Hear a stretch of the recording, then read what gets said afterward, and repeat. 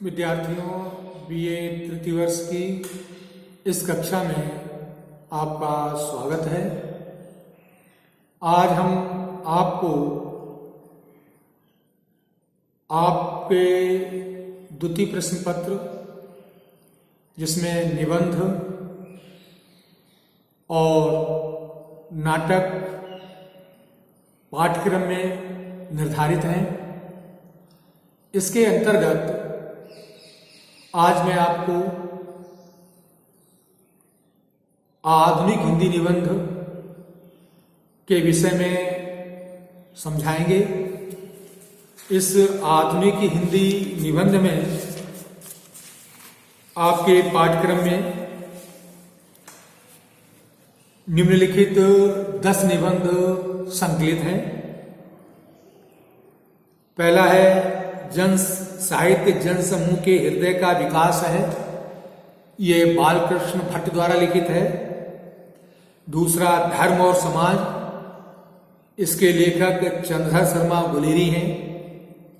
तीसरा करुणा, इसके लेखक आचार्य रामचंद्र शुक्ल हैं। चौथा देवदारू, इसके लेखक आचार्य हजारी प्रसाद द्विवेदी हैं। पांचवा निबंध है हल्दी दूब और दधि अक्षत, पंडित विद्यानिवास मिश्र द्वारा लिखा गया है ये। अगला निबंध है प्रणाम, ये महादेवी द्वारा लिखित है। सौंदर्य बोध और शिवत्व बोध, इसके लेखक प्रख्यात कवि अज्ञेय हैं।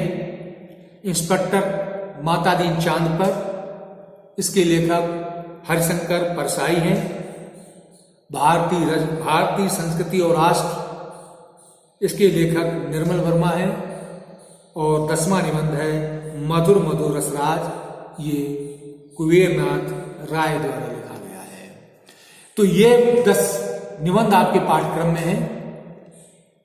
इनमें सभी प्रकार के निबंध हैं, विचारात्मक निबंध भी हैं, वस्तुनिष्ठ निबंध भी हैं, ललित निबंध भी हैं। हम आपको इन सारी चीजों पर क्रमशः धीरे धीरे चर्चा करते चलेंगे। इससे पहले हम निबंध आपको पढ़ाएं, इससे पूर्व थोड़ी सी हम निबंध के संबंध में आपको जानकारी देना आवश्यक समझते हैं। निबंध शब्द नि उपसर्ग पूर्वक बंध धातु से बना है। निबंधनाति निबंधा, निबंधनाति इति निबंधा, इसका अर्थ होता है नि विशेष प्रकार से, बंध का मतलब बांधना, अच्छी तरीके से अच्छी प्रकार से बांधना। किसको अच्छी प्रकार से बांधना? विचारों को। निबंधकार जो भी लिखता है, जो उसमें विचार देता है, उन विचारों को व्यवस्थित तरीके से कसकर बांधना, बांधकर मतलब व्यवस्थित तरीके से लिखना। निबंध की व्युत्पत्ति के अनुसार इसके अर्थ हैं एकत्र करना, संचय करना, बांधना, संगठित करना, जोड़ना आदि।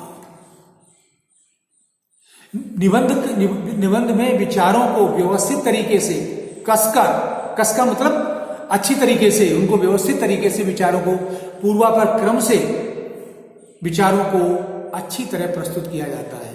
अर्थात ऐसा नहीं है कि निबंधों में अन्य, जैसे कहानी उपन्यास में कई बार हो जाता है कि कथा का लेखक थोड़ा इधर उधर भी चला जाता है, लेकिन नहीं, निबंध में तो विषय वस्तु के अनुसार लेखक को चलना पड़ता है।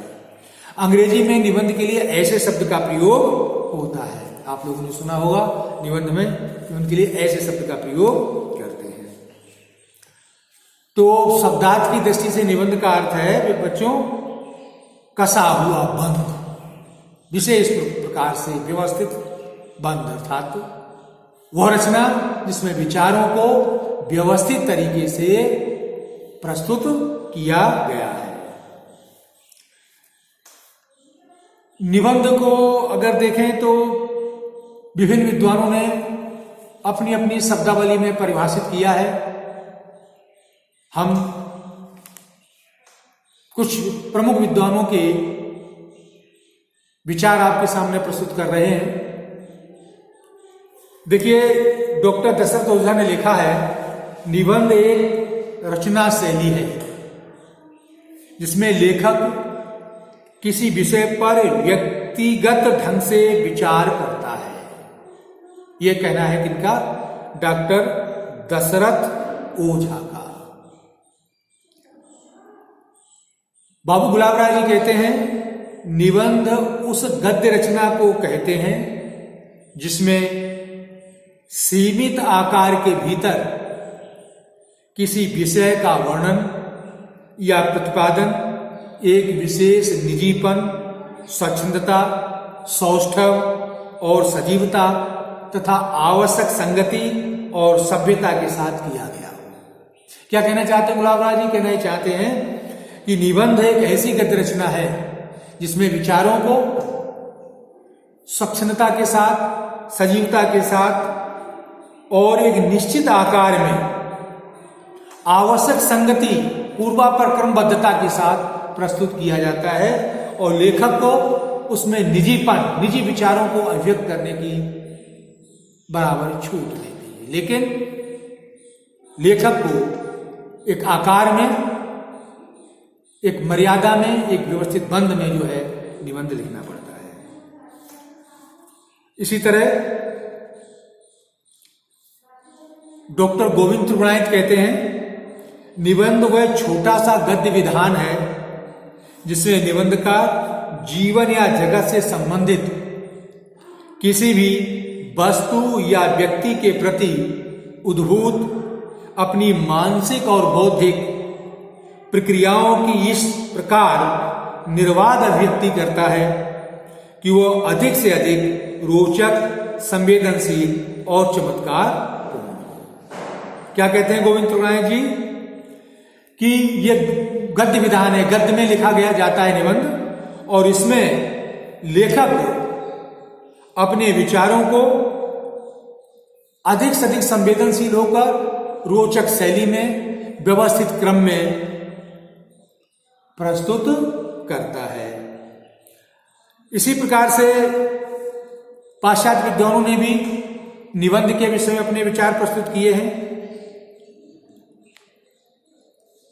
इंसाइक्लोपीडिया ब्रिटेनिका में लिखा है, निबंध एक सामान्य कलेवर की अधिकांशतः गद्य में लिखी वह रचना है जिसमें किसी विषय का सरल निरूपण होता है तथा जो विशेषता केवल उस विषय से संबद्ध है जिसका कि लेखक पर जैसा प्रभाव पड़ता है। कि निबंध में लेखक किसी एक विचारधारा को लेकर, एक विचार को लेकर के लिखता है और व्यवस्थित तरीके से लिखता चला जाता है। इसी तरीके से हार्वर्ड रीड ने लिखा है, निबंध किसी का जीवन वृत्त या आलोचनात्मक विश्लेषण नहीं होता, न ही ये इतिहास होता है और न ही ये एक प्रबंध। इसमें किसी विषय का व्यक्तिगत विश्लेषण तो होता है परंतु वह आत्मीयता के रूप में नहीं, वह विषयगत तो होता है परंतु विवेचनात्मक नहीं। अर्थात कहना चाहते हैं कि निबंध में लेखक को विषय वस्तु पर टिकना रहता है, विषय के अनुसार लिखना पड़ता है। ऐसा नहीं कि विषय को छोड़, विषय को भटक कर छोड़ करके लेखक अपनी स्वच्छंदता से कुछ लिखने लगे। विद्यार्थियों, इस प्रकार निबंध की भारतीय और पाश्चात्य विद्वानों ने अनेक परिभाषाएं दी हैं। कुल मिलाकर कहना यह है कि निबंध गद्य में लिखी गई एक ऐसी रचना है जिसमें लेखक अपने विचारों को सुव्यवस्थित, सटीक, एक निश्चित आकार में क्रमबद्ध, पूर्ण स्वच्छंदता के साथ प्रस्तुत करता है। निबंध अपने में स्वतः पूर्ण रचना होती है। निबंध की विशेषताएं क्या हैं? विद्वानों ने निबंध की कुछ विशेषताएं बताई हैं। विद्यार्थियों, परीक्षा की दृष्टि से हम कुछ प्रमुख विशेषताओं का उल्लेख करेंगे आपके सामने। निबंध की क्या विशेषता है? पहली विशेषता तो यह है अपेक्षाकृत छोटी किंतु स्वतःपूर्ण गद्य रचना। निबंध बहुत बड़ा नहीं होता, छोटा होता है, 4, 5, 6, 8, 10 पेज का। ऐसा नहीं कि लंबी कहानी या उपन्यास की तरह बहुत बड़ा हो। कई बार निबंध 3, 4, 4 पेज के भी होते हैं, 5, 7 के भी होते हैं। तो अपेक्षाकृत मतलब कहानी और उपन्यास से छोटे किंतु स्वतःपूर्ण, लेकिन अपने में स्वतःपूर्ण होती है। यानी लेखक जिस विषय को उठाता है, जिस विषय पर निबंध लिखता है, उसको पूरा, ऐसा नहीं कि पता लगे कि मतलब रस पर निबंध लिखा या किसी और विधा पे किसी और विषय पर निबंध लिखा तो उसे अधूरा छोड़ दिया। नहीं, उस विषय को उसमें पूरा करना पड़ता है। तो निबंध अपेक्षाकृत छोटी रचना होती है, लेकिन स्वतःपूर्ण गद्य रचना और गद्य में लिखी जाती है। लेकिन उसमें विषय पूरा आना चाहिए। जो भी जिस विषय को लेके लिखा गया है, शैली इतनी कसी हुई हो गागर में सागर की तरह कि कम से कम शब्दों में निबंधकार अपनी बात कह दे। लेखक के व्यक्तित्व की स्पष्ट अभिव्यक्ति। ठीक है कि लेखक निबंध